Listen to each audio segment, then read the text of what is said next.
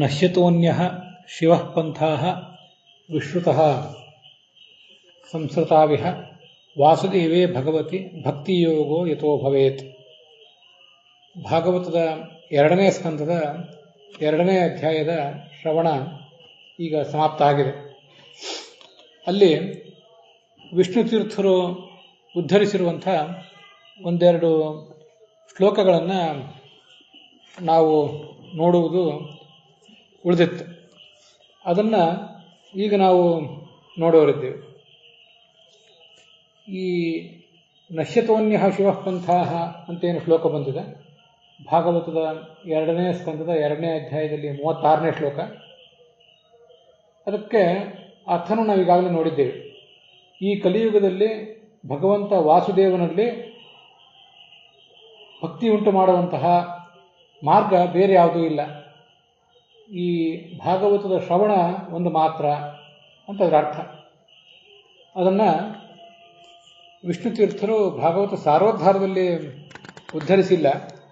ಆದರೆ ಭಾಗವತ ಸಾರೋದ್ಧಾರ 242ನೇ ಶ್ಲೋಕ, ನವ್ಯಭಿಚರಿತಿ ತವೇಕ್ಷಾ ಯಾ ಯಯಾಹಿ ಅಭಿಹಿತೋ ಭಾಗವತೋ ಧರ್ಮ ಸ್ಥಿರ ಚರ ಸತ್ವ ಕದಂಬೆ ಸ್ವಪೃಥಕ್ ಧಿಯ ಯಂ ಉಪಾಸತೆ ತ್ವಾರ್ಯಾಹ ಅಂತ 243ನೇ ಶ್ಲೋಕ ಏನಿದೆ, ಅದರಲ್ಲಿ ಈ ನಾವು ನೋಡಿದಂಥ ಶ್ಲೋಕವನ್ನು ಮತ್ತು 37ನೇ ಶ್ಲೋಕವನ್ನು ಎರಡನ್ನೂ ಕೂಡ ಉದ್ಧರಿಸಿದ್ದಾರೆ.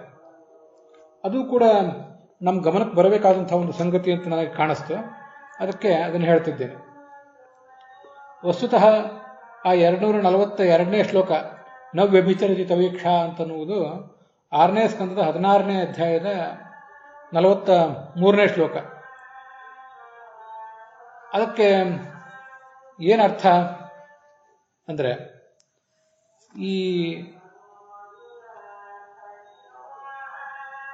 ಭಾಗವತದ ಮಹತ್ವ ಎಂಥದ್ದು ಅದನ್ನು ಇಲ್ಲಿ ವರ್ಣನೆ ಮಾಡ್ತಾರೆ. ಭಾಗವತದ ಗ್ರಂಥದಲ್ಲಿ ಏನು ವರ್ಣನೆ ಮಾಡಿದ್ದಾರೆ ಅಂತಹ ಧರ್ಮಗಳನ್ನು ಆಚರಣೆಗೆ ತಂದರೆ ಮೋಕ್ಷ ಲಬ್ಧ ಆಗ್ತದೆ ಅಂತ ಒಂದು ಪ್ರತಿಜ್ಞೆ ಮಾಡಿದ್ದಿ, ಮತ್ತು ಅದನ್ನು ಭಾಗವತದಲ್ಲಿ ನೀನು ವರ್ಣನೆ ಮಾಡಿದ್ದಿ. ನಿನ್ನ ಮಾತು ಯಾವತ್ತೂ ಕೂಡ ಸುಳ್ಳಾಗೋದಿಲ್ಲ.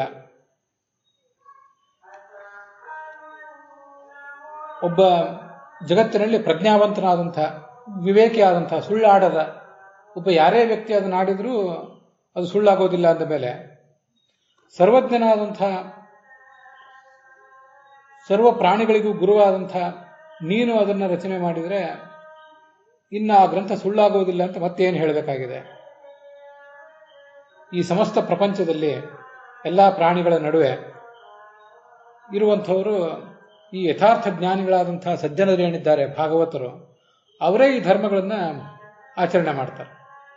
ಆದ್ದರಿಂದಲೂ ಭಾಗವತ ಧರ್ಮಕ್ಕೆ ಯಾವತ್ತೂ ಚ್ಯುತಿ ಇಲ್ಲ, ಅದಕ್ಕೆ ಫಲ ಇಲ್ಲ ಅಂತಿಲ್ಲ.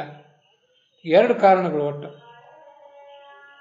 ಒಂದು ಸರ್ವಜ್ಞನಾದಂಥ ನೀನು ಹೇಳಿದ್ದು, ಇನ್ನೊಂದು ಯಥಾರ್ಥ ಜ್ಞಾನಿಗಳಾದಂಥ ವಿವೇಕಿಗಳಾದಂಥ ನಿನ್ನ ಭಕ್ತರು ಹೇಳಿದಂಥ, ಭಕ್ತರು ಅಂತ ಯಾರು ಪರಿಗಣಿತರಾಗಿದ್ದಾರೆ ಅವರು ಇದನ್ನು ಅನುಷ್ಠಾನ ಮಾಡ್ತಾರೆ ಅಂತ ಅನ್ನೋದು ಒಂದು. ಹೀಗೆ ಹೇಳಿದವನು ಸರ್ವಜ್ಞ, ಆಚರಣೆ ಮಾಡುವವರು ಮಹಾಜ್ಞಾನಿಗಳಾದವರು. ಆ 2 ಕಾರಣಗಳಿಂದ ಈ ಭಾಗವತದ ಗ್ರಂಥ ಯಾವತ್ತೂ ಕೂಡ ವಿಫಲ ಅಲ್ಲ. ಅಲ್ಲಿ ಹೇಳಲ್ಪಟ್ಟಂತಹ ಧರ್ಮಗಳು ಯಾವತ್ತೂ ಕೂಡ ವಿಫಲ ಅಲ್ಲ ಅಂತ ಅದರ ತಾತ್ಪರ್ಯ. ಅದು 6ನೇ ಸ್ಕಂದದಲ್ಲಿ ಬಂದಿರುವ ಶ್ಲೋಕ. 242ನೇ ಶ್ಲೋಕದ ರೂಪದಲ್ಲಿ ಸಾರೋದ್ಧಾರದಲ್ಲಿ ವಿಷ್ಣು ತೀರ್ಥರು ಅದನ್ನು ಹೇಳಿದ್ದಾರೆ. ನಶ್ಯತೋನ್ಯಃ ಶಿವಃ ಪಂಥಾಃ ಅನ್ನುವ ಶ್ಲೋಕವನ್ನು 2ನೇ ಸ್ಕಂದದಲ್ಲಿ ಬಂದದ್ದನ್ನು ಅಲ್ಲಿಯೇ ಉದ್ಧರಿಸಿದ್ದಾರೆ ವಿಷ್ಣು ತೀರ್ಥರು. ಈ ಭಾಗವತದ ಶ್ರವಣಕ್ಕಿಂತ ಮಹತ್ವದ ಇನ್ಯಾವ ಗ್ರಂಥವೂ ಇಲ್ಲ. ಭಗವಂತನಾದ ವಾಸುದೇವನಲ್ಲಿ ನಮಗೆ ಇದರಿಂದಲೇ ಭಕ್ತಿ ಸಿಗೋದು. ಇದನ್ನು 3 ಬಾರಿ ವೇದಗಳನ್ನು ಆಲೋಡನೆ ಮಾಡಿ, ಉಪನಿಷತ್ತುಗಳನ್ನು ಆಲೋಡನೆ ಮಾಡಿ ವೇದವ್ಯಾಸರು ಈ ಭಾಗವತವನ್ನು ಬರೆದರು. ಆದ್ದರಿಂದ ಇಷ್ಟು ಮಹತ್ವ ಇದೆ ಈ ಗ್ರಂಥಕ್ಕೆ ಅಂತ ಇವೆರಡೂ 2ನೇ ಸ್ಕಂದದಲ್ಲಿ ಬಂದಿರುವ ಶ್ಲೋಕಗಳನ್ನು 242ನೇ ಶ್ಲೋಕ ಭಾಗವತ ಸಾರೋದ್ಧಾರದ ಕ್ರಮದಲ್ಲಿ ಅಲ್ಲಿ ವಿಷ್ಣು ತೀರ್ಥರು ಉದ್ಧರಿಸಿದ್ದಾರೆ. ಇದಾದ ಮೇಲೆ ಇನ್ನೊಂದು ಶ್ಲೋಕ, ಅದು ನೇರವಾಗಿ ಭಾಗವತ ಸಾರೋದ್ಧಾರದಲ್ಲೇ ಬಂದಿದೆ. ಪಿಬಂತಿಯೇ ಭಗವತಃ ಆತ್ಮನಃ ಸತಾಂ ಕಥಾಮೃತಂ ಶ್ರವಣಪುಟೇಶು ಸಂಭೃತಂ ಪಿಬಂತಿ ಪುನಂತಿಯೇ ವಿಷಯದೂಷಿತಾಶಯಂ ವೃಜಂತಿ ತಚ್ಚರಣ ಸರೋರುಹಾಂತಿಕಂ ಅಂತ ಒಂದು ಶ್ಲೋಕ. ಅದನ್ನು ಕೂಡ ನಾವು ಭಾಗವತ ಸಾರೋದ್ಧಾರದಲ್ಲಿ ನೋಡ್ತೇವೆ. ಒಂದು ಪಾತ್ರದಲ್ಲಿರುವಂತಹ ನೀರನ್ನು ಬೊಗಸೆಯಿಂದ ಎತ್ತಿ ಯಾರಾದರೂ ಪಾನ ಮಾಡಿದರೆ ಹೇಗೆ ತೃಪ್ತಿಯನ್ನು ಪಡಿತಾರೋ ಹಾಗೆ ಈ ಭಾಗವತವೆಂಬ ಕಥಾಮೃತವನ್ನು ತಮ್ಮ ಕಿವಿ ಎಂಬ ಬೊಗಸೆಯಿಂದ ಎತ್ತಿ ಪಾನ ಮಾಡುವವರು ಏನು ಫಲವನ್ನು ಪಡಿತಾರೆ ಅಂದರೆ, ಅವರಿಗೆ ಅವರ ಮನಸ್ಸು ಮೊದಲನೇದಾಗಿ ಸ್ವಚ್ಛ ಆಗ್ತದೆ, ಮತ್ತೆ ಭಗವಂತನ ಪಾದಕಮಲವನ್ನು ಹೋಗಿ ತಲುಪ್ತಾರೆ. ಇದು ಎರಡು ಅದಕ್ಕೆ ಫಲ, ಮಹಾಫಲ, ಮುಕ್ತಿಯೇ ಫಲ.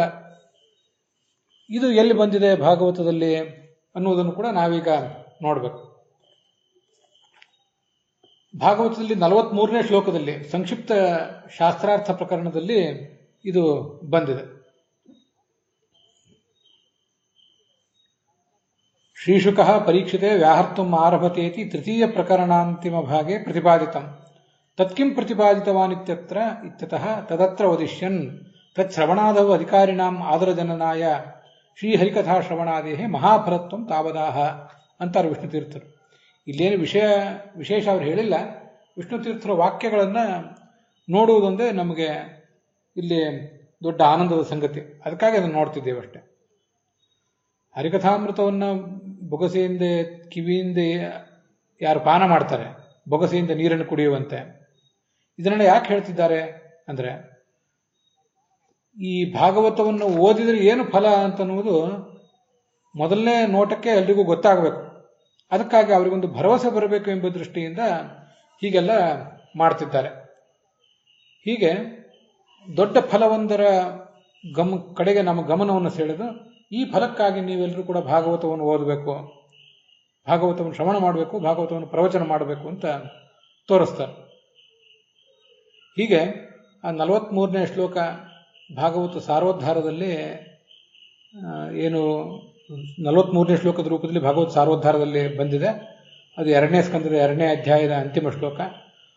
ಅದನ್ನು ವಿಷ್ಣು ತೀರ್ಥರ ವ್ಯಾಖ್ಯಾನದೊಂದಿಗೆ ನಾವು ನೋಡುವುದೊಂದು ಉಳಿದಿತ್ತು. ಇದಾದಮೇಲೆ ಇನ್ನು ಮುಂದೆ ನಾವು 3ನೇ ಅಧ್ಯಾಯಕ್ಕೆ ಕಾಲಿಡೋಣ. ಅಲ್ಲಿಗೆ ಈ ಭಾಗ ಸಮಾಪ್ತವಾಗಿದೆ.